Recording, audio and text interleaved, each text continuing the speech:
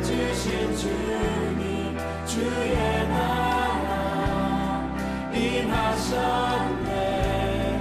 이 땅 위에 주님께 영광.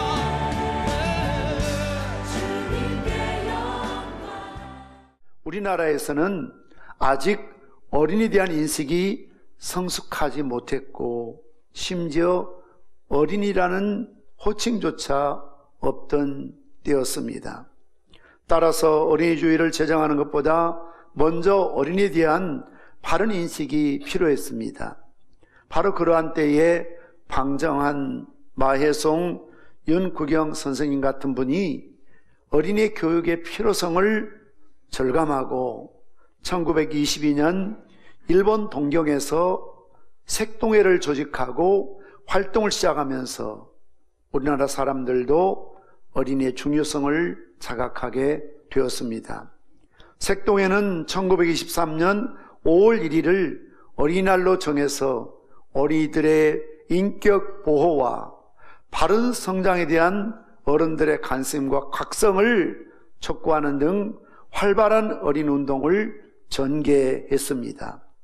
그러면서 많은 사람들이 어린이에 대한 관심을 갖게 되었고 1946년에는 오늘날과 같은 5월 5일을 어린이날로 변경해서 공휴일로 지켜오고 있습니다. 1957년도에는 어린이들도 어른들처럼 인간다운 존중을 받아야 될 내용의 어린이 헌장이 제정 공포되었습니다. 그 내용을 다 말씀드릴 수는 없습니다만 몇 가지를 인용하자면 모든 어린이는 가정과 그 권리를 누려야 한다. 어린이는 가정과 사회에서 참된 애정으로 교육시켜야 한다. 어린이는 마음껏 공부할 수 있는 시설과 환경을 마련해 줘야 한다. 어린이는 공부나 일에 몸과 마음이 짐이 되지 않아야 한다라는 그런 내용이었습니다. 아이를 무시하고 학대하는 가정은 복을 받을 수가 없습니다. 어린이를 소홀히 여기는 교회는 미래가 없고 부흥할 수가 없습니다. 어린이를 무시하고 없이 여기는 국가나 민족은 발전하거나 번영할 수 없다는 사실을 알아야 됩니다. 우리는 먼저 예수님께서 어린이에 대해서 어떻게 대하시고 어떤 말씀을 하셨는가를 관찰할 필요가 있습니다. 오늘 읽어드린 마태복음 18장 1절에서 4절 말씀 보시면 그때 제자들이 예수께 나와 이르되 천국에서는 누가 크니까? 예수께서 한 어린아이를 불러 그들 가운데 세우시고 이르시되 진실로 너희에게 이르노니 너희가 돌이켜 어린아이들과 같이 되지 아니하면 결단코 천국에 들어가지 못하리라. 그러므로 누구든지 이 어린아이와 같이 자기를 낮추는 사람이 천국에서 큰 자니라 라고 말씀하셨습니다. 사람들이 모이는 곳이면 항상 누가 큰 자인지 선임인지 높은 사람인지 이런 데 참 예민할 수밖에 없지요. 어떤 행사 있을 때에도 저 사람을 어디에 앉혀야 되는지 내가 어디에 앉아야 되는지 이런 일 때문에 신경이 곤두서 있는 경우들을 많이 보게 됩니다. 제자들도 바로 그런 데 관심이 많은 제자들이었습니다. 더 나아가서 또 하나의 제자의 관심은 이 세상에서도 누가 크냐도 문제이지만 하나님 나라 천국에서 누가 가장 큰 자일까? 대빵일까? 우두머리일까? 이게 궁금했던 모양입니다. 그래서 예수님에게 천국에서는 누가 크니까? 제일 높은 사람이 누구지요? 이렇게 물었던 것입니다. 그래서 예수님께서는 이 교훈에 대한 답으로 실물로 어린아이를 가운데 세우고 누구든지 이 어린아이와 같이 자기를 낮추는 사람이 천국에서 큰 자라고 말씀하셨습니다. 천국에서 큰 자는 돌이키는 자, 회개하는 사람이고요. 천국에서 큰 사람은 자기를 낮추는 사람, 곧 겸손한 사람이라고 말씀하셨습니다. 그렇다면 어린이가 있는 곳에는 잘못에 대한 뉘우침과 돌아섬이 있으며 어린이가 있는 곳에는 겸손함이 있다는 의미를 담고 있습니다. 이어서 5절 6절 말씀 보면 또 누구든지 내 이름으로 이런 어린아이 하나를 영접하면 곧 나를 영접함이니 누구든지 나를 믿는 이 작은 자 중 하나를 실족하게 하면 차라리 연자 맷돌이 그 목에 달려서 깊은 바다에 빠뜨려지는 것이 나으니라. 이 말씀은 어린이의 존재적 귀중성을 말하고 있는 것입니다. 어리다고 무시하거나 함부로 대해서 그가 실족하게 되면 차라리 큰 돌로 생긴 연자 맷돌을 목에 달고 바다에 빠지는 것이 훨씬 낫다라고 말씀하시므로 어린 영혼 한 생명도 결코 소홀히 되어서는 안 된다는 귀중성을 말씀해 주셨습니다.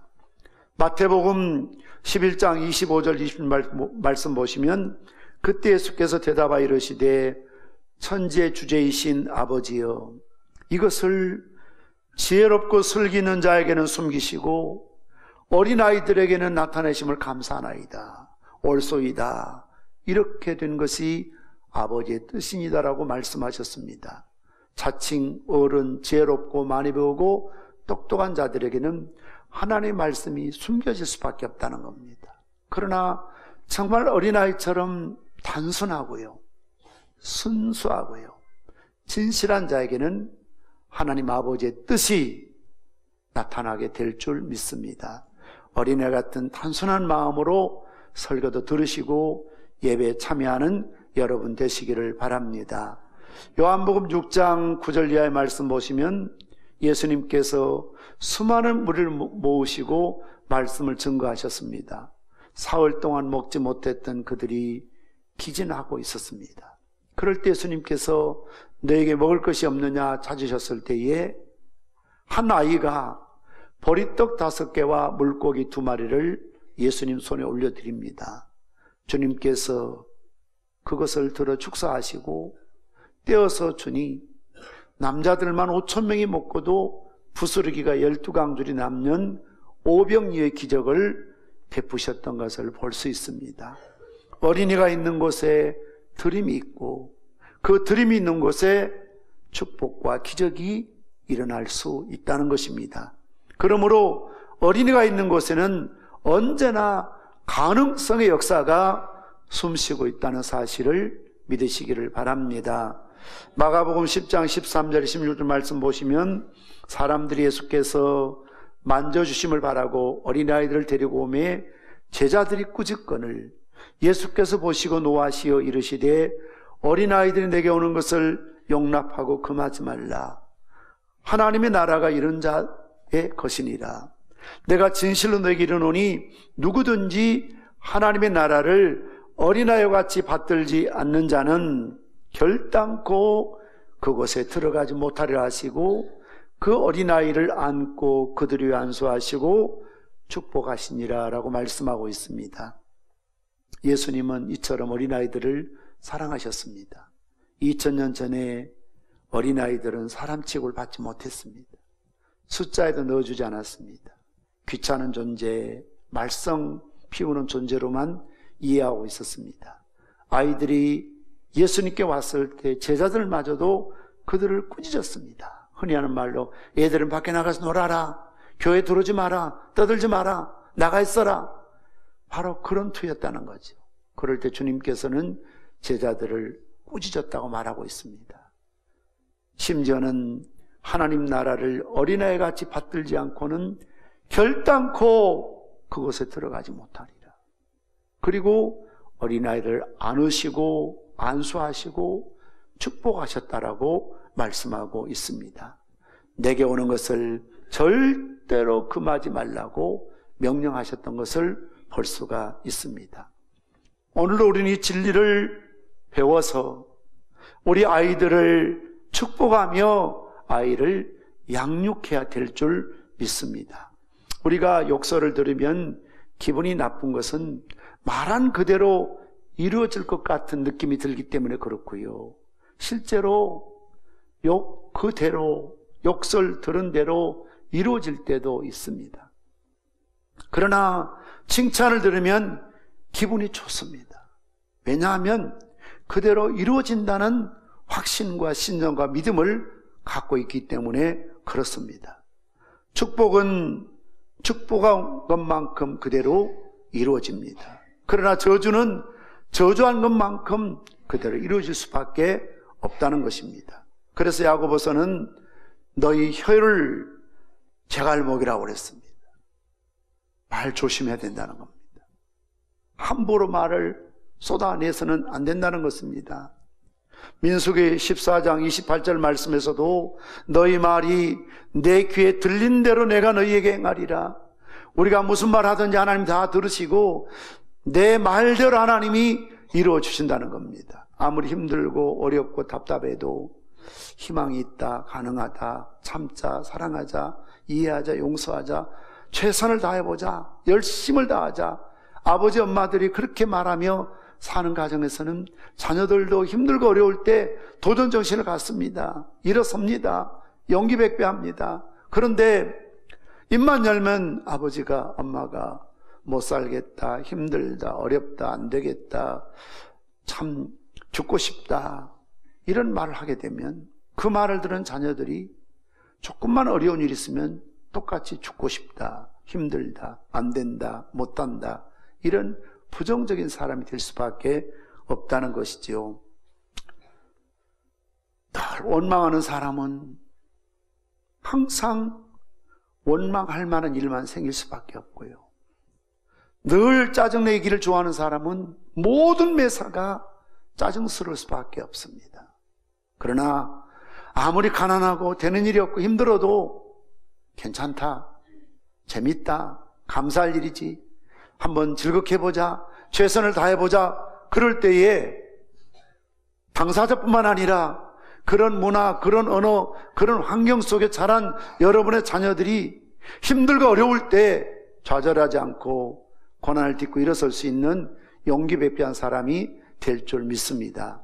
그만큼 언어의 환경이 중요합니다. 부모의 죄가 자식들에게까지 돌아가게 해서는 절대 안 됩니다. 자식들에게 축복을 가르쳐 줘야 됩니다. 자식에게 긍정적으로 인생을 사는 법을 가르쳐 줘야 합니다. 복받기를 좋아했던 야곱은 때로는 수단 방법 가리지 않았지만 결국 하나님 그에게 복을 주셨습니다. 그가 애굽에 갔을 때 요셉의 두 아들을 품고 축복했습니다. 성경을 보십시오. 아브라함이 축복하는 대로, 야곱이 축복하는 대로, 또 요셉이 축복하는 그 모든 대로 이루어졌다는 사실을 믿으시기를 바랍니다. 여러분들이 늘 자녀를 향하여 축복의 문이, 축복의 마음이, 축복의 언어들이 활짝 열리시기를 주님의 이름으로 축원합니다.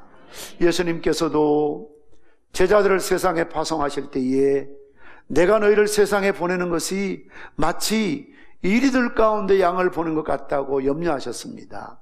그러시면서 뱀처럼 지혜롭고 비둘기처럼 순결하라. 그리고 또 한 가지 말씀하셨습니다.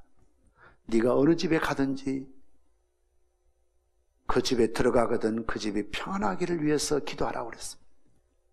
나를 좋아하든 나를 싫어하든 나를 미워하든 원수의 집이든 어느 집이든 들어가서 먼저 기도해라.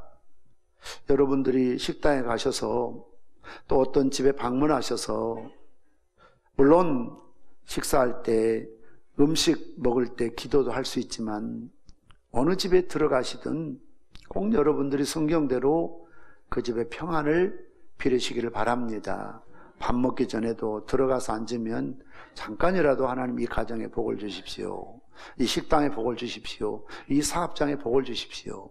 여러분들이 카페에 들어오셔서 커피 시켜놓고 그냥 말똥말똥 앉아있지 마시고 교회에서 운영하는 카페니까 딱 들어오셔서 잠깐이라도 하나님 우리 카페에 복을 주십시오. 평안을 빌라고 그랬거든요. 그래서 그 가정이 평안을 받을 만하면 그에게로 평안이 돌아갈 것이고 받을 자격이 없다면 내가 빈 그 평안이 내게로 돌아올 줄 믿습니다. 그러니까 남을 위해서 우리도 늘 축복해야 되는데요. 하물며 여러분의 자녀들에게 왜 축복하지 않습니까? 왜 기도해 주지 않습니까? 교회에서만 하는 겁니까? 목사님만 하는 겁니까? 아니지 않습니까? 시험을 앞두고 입대를 앞두고 취업을 앞두고 결혼을 앞두고 있는 자녀들에게 엄마 아빠가 손을 마주 잡고 자식을 위해서 축복해야 되지 않겠습니까? 물론 교회 목사님에게 기도받는 것도 중요하지만 여러분 부모들이, 여러분 엄마들이, 할아버지 할머니가 얼마든지 자식을 위해서 복을 빌어야 되거든요. 이런 축복 속에 우리 자녀를 양육하고 키우고 세워나가야 될 줄 믿습니다. 뿐만 아니라 아이들에게 신앙과 사회생활을 바르게 가르쳐야 될 책임이 우리 기성세대 어른들에게, 부모들에게 있다는 것이죠. 이 땅에는 4가지 교육기관이 있습니다. 가정과 학교와 교회와 사회입니다. 그런데 이 넷 중에서 가장 영향을 받는 교육이 바로 가정입니다. 여러분들이 주일학교 나온다고 또 학생회에 출석했다고 절대 방심하지 마십시오. 무슨 재간으로 일주일 내내 깨락, 오락, 컴퓨터 세상에 빠져있는 아이들이 주일날 1시간, 그것도 정말 복잡하게 분반 공부하고 예배 드리는데 그 애들이 변화되겠습니까? 무슨 재간으로요? 가정에서 가정예배도 없고 기도도 없고 찬송도 없고 말씀도 안 보고 그저 세상 문화의 지식에 파묻혀 살던 아이들이 1시간 주일날 교회 와서 어떻게 그리스도인의 모습으로 성장할 수가 있겠습니까, 여러분?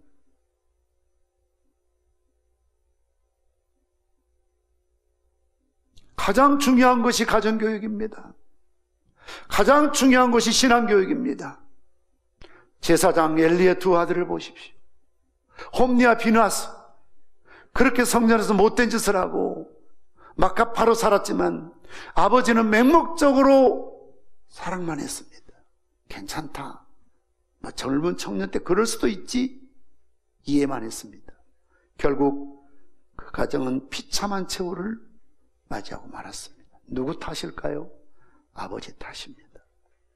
내 자식은, 남의 자식은 정말 관심을 갖고 잘 가르치고 기도하고 믿음의 훈련을 시켜야 됩니다. 이것이 우리 부모들에게, 기성세대에게, 우리 교회가 가져야 될 가장 중요한 사명이라는 것이죠. 우리 인간은 유한합니다. 저와 여러분들도 유한한 존재이지요. 천년 만년 우리가 이 교회 지킬 수 없지 않습니까? 10년이 지나고 20년이 지나면 우리 자녀들이 청년이 되고 어른이 되어서 우리 교회를 섬기고 훌륭한 집사님으로, 장로님으로, 권사님으로 세워가도록 그렇게 해야 될 일 아닙니까? 위대한 신앙의 유산을 다음 세대에 우리 자녀들에게 물려줄 수 있어야 한다는 것입니다. 이것보다 중요한 일이 없습니다. 가치 있는 일이 없습니다. 시급한 일이 없고 우선해야 될 일이 없습니다. 뿐만 아니라 우리 자녀들이 사회성 있는 자녀로 잘 양육을 해야 합니다. 믿는 사람들이 자꾸 세상으로부터 이기적이다, 독선적이다 말을 많이 듣습니다. 왜 그렇습니까? 자기밖에 모르기 때문에 그렇습니다. 사랑할 줄 알아야 합니다. 봉사할 줄 알아야 합니다. 양보할 줄 알아야 됩니다. 이웃의 아픔도 알고 내 것을 베풀며 줄 줄도 알아야 하는 것입니다. 그러기 위해서는 부모가 자식을 사랑하면서 맹목적이면 안 됩니다. 내 자식이 하는 일이면 전부 다 옳다고 무조건 자식 편에 서 있어서 안 된다는 것입니다. 잘못한 일이 있으면 정말 그 영혼을 사랑하는 마음으로 책망도 하고 꾸짖기도 하고, 때로는 사랑의 매를 들어서, 회초리를 들어서 때려야 될 때도 있습니다. 옳고 그름을 분명히 가르쳐야 됩니다. 되는 일이 있고 안 되는 일이 있다는 것을 반드시 가르쳐야 됩니다. 이기지 못했을 때 승복할 줄 아는 것도 가르쳐야 합니다. 지금은 너무 자녀들이 가정마다 작기 때문에 맹목적으로 사랑하기 쉽습니다. 우리는 혼자 살 수 없습니다. 더불어 살아야 되고요. 그렇기 때문에 무엇보다도 우리 자녀들을 신앙교육을 잘 시키고 사회성 교육을 잘 시키고, 무엇보다도 인간관계성 속에서 서로 섬길 줄 알고 배려할 줄 알고 봉사할 줄 아는 이런 자녀로 잘 가르쳐야 할 책임이 부모들에게 있습니다. 여러분, 우리가 기왕 예수 믿기로 하려면 좀 이렇게 제대로 좀 믿었으면 좋겠습니다. 어설프게 이것도 아니고 저것도 아니고 믿는 것도 아니고 안 믿는 것도 아니고 교인도 아니고 세상 사람도 아니고 증거가 있어야 되잖아요. 간증거리가 있어야 되잖아요. 내가 이렇게 믿음 생활했더니 우리 집안 우리 할머니 할아버지가 이렇게 예수 믿었더니 우리 집안에 이 땅에서도 하나님 이런 복을 주셨습니다. 좀 간증할 수 있으면 좋겠습니다. 예수 믿고 망했다는 것이 아니고 저 집은 예수 믿고 망했대. 왜 그런 말 나온 줄 압니까? 어설프게 예수 믿으니까. 교회는 다니지만 건성건성 믿으니까. 물질의 종이 되어 살아가니까 부자 될 것 같지만 오히려 물질 때문에 평생을 위기를 겪잖아요. 여러분 항상 끝을 보아야 되거든요. 지금 부자라고 부자 아닙니다. 지금 건강하다고 끝까지 건강한 보장 없습니다. 지금 문제 없다고 항상 문제 없는 거 아닙니다. 끝을 봐야 되거든요. 정말 하나님이 기다릴 만큼 기다려도 안 되면 하나님이 인생 지책을 들어 치시거든요. 하루아침에 사업도 재산도 물질도 건강도 무너질 수밖에 없어요. 정신 차려야 돼요.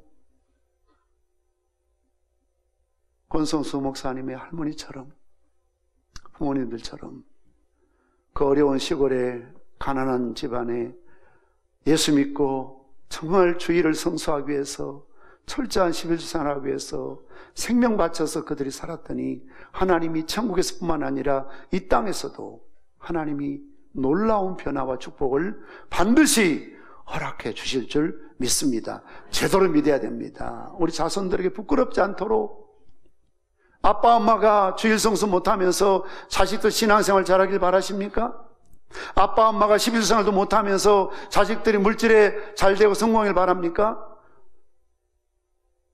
여러분들이 어떻게 잘못 들으면 교회에서 뭐 헌금 이야기한다. 정말 여러분들이 저는 잘 살았으면 좋겠어요. 부자가 됐으면 좋겠어요. 그러려면 무엇을 심든지 심는 대로 거두거든요. 하나님이 살아계시고 자기를 찾는 자들에게 상 주심을 믿습니다. 이 땅에서 뿐만 아니라 정말 주님 나라에서 무엇을 심든지 무엇을 행하든지 행한 대로 하나님이 반드시 갚으시고 행한 대로 반드시 열매를 주실 줄 믿으시기를 바랍니다. 영국의 문학가인 벤슨이라는 분은 역사 속에서 미국 대통령 링컨만큼 정직한 대통령, 성실한 대통령, 훌륭한 대통령이 없다고 평가했습니다. 우리가 아는 대로 참 링컨은 가난한 집안에 태어났습니다. 어릴 적에 생모가 죽고 계모가 들어오잖아요. 그런데 참 감사한 것은 두 엄마 다 훌륭한 믿음 있는 사람이었습니다. 마지막 죽을 때 성경책 하나 손에 쥐어주고 죽습니다. 이 성경대로 살아라. 그래서 백악관에 기도실을 만들고 대충 선서할 때 성경에 손을 얹고 선서했습니다. 가문을 빛내는 훌륭한 인물은 그 어머니에게 있었던 것을 볼 수가 있습니다. 에릭 프룸이라는 기독교 심리학자는 말하기를 그의 사랑의 기교에서 어머니는 약속의 땅이라고 그랬습니다. 땅은 항상 어머니의 상징입니다. 하나님 주신 약속의 땅, 적과 꿀르는 땅, 생명을 주는 땅, 이게 어머니라는 거죠. 물론 아버지도 정말 믿음 생활 잘해야 되지만 태교 교육부터 시작해서 어릴 적에 품 안에 안고 유치부에 보내고 유년부에 보내고 주일학교 보내고 학생회 보내고 자식을 위해 기도하고 말씀대로 가르치면서 절대 주일날을 해서는 안 될 것을 가르치고 이것은 네 것이 아니니까 어릴 적부터 용돈 주면서도 11조 때 하나님께 드려라. 훈련해야 되거든요. 그런데 가정 예배가 있습니까? 주일 성수가 있습니까? 헌금 생활에 바르게 합니까? 그러니 평소에 교회 다녀도 고생만 실컷 하고 목사 속만 태우고 보는 사람 안타깝게 하고 열매가 없어요. 간증거리가 없어요. 하나님은 반드시 살아계심을 믿으시길 바랍니다. 반드시 살아계시고요. 반드시 하나님은 자기를 찾는 자들에게 상을 주시는 하나님이심을 믿으시기를 바랍니다. 우리는 어린이 주일을 맞이하면서 우리 자녀들이, 우리 교회 주일학생들이 예수님처럼 지혜가 자라고 키가 자라고 하나님에게 사랑받는, 사람들의 존경받는 위대한 역사의 인물들이 되기를 간절히 소원합니다. 그러기 위해서는 우리는 신앙교육을 우선해야 합니다. 어릴 적부터 철저하게 훈련하고 가르쳐야 됩니다. 그래서 마치 큰 나무처럼 아무리 비바람이 불더라도 넘어지지 않는 그런 어릴 적부터 좋은 신앙의 습관들을 몸에 배이도록 훈련하고 가르쳐서 우리 평산교회와 이 나라의 역사, 여러분의 가문의 기쁨과 자랑과 면류관이 되도록 그렇게 가르치는 일에, 훈련하는 일에 힘써야 될 줄 믿습니다.